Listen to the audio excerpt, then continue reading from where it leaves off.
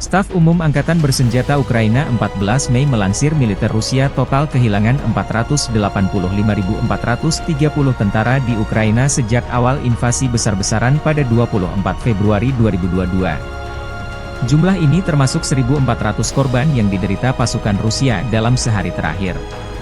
Pasukan Vladimir Putin juga total kehilangan 7.496 tank, 14.460 kendaraan tempur lapis baja, 16.907 kendaraan dan tangki bahan bakar, 12.515 sistem artileri, 1.070 sistem peluncuran roket ganda, 798 sistem pertahanan udara, 351 pesawat terbang, 325 helikopter, 9.985 drone, 26 kapal dan perahu, dan 1 kapal selam.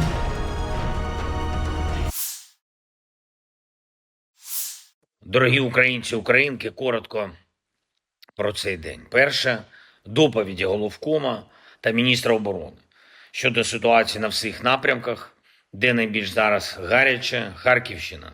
Тривають наші контрударні дії, напрямок посилено, зокрема Вовчанськ та загалом прикордонні райони.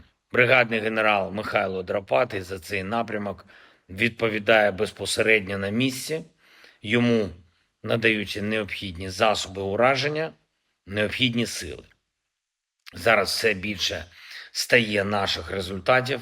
Ми знищуємо піхоту окупанта і техніку. Дякую нашим воїнам, які чітко діють за наказами, зберігають позиції, роблять все, щоб стабілізувати ситуацію. Водночас ми розуміємо, як діє ворог і бачимо задум на відтягування наших сил.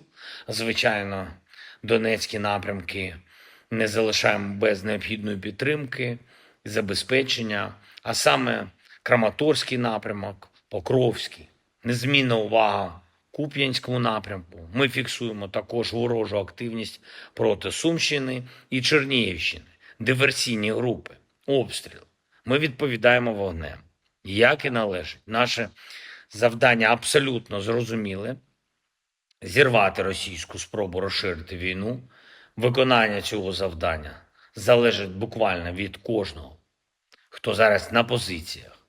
Від Чернігова до Вовчанська, від Харкова до Донеччини.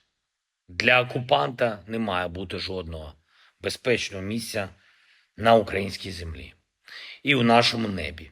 Дякуємо сьогодні за збитий російський Су-25 на Донеччині. Хлопці зі 110-ї окремої механізованої бригади. Молодці хлопці. І також я вдячний усім представникам нашої обласної влади, прифронтових регіонах, у прикордонні та місцевим громадам, працівникам Національної поліції України, які допомагають, забезпечують евакуацію людей, підтримку в умовах постійних російських ударів.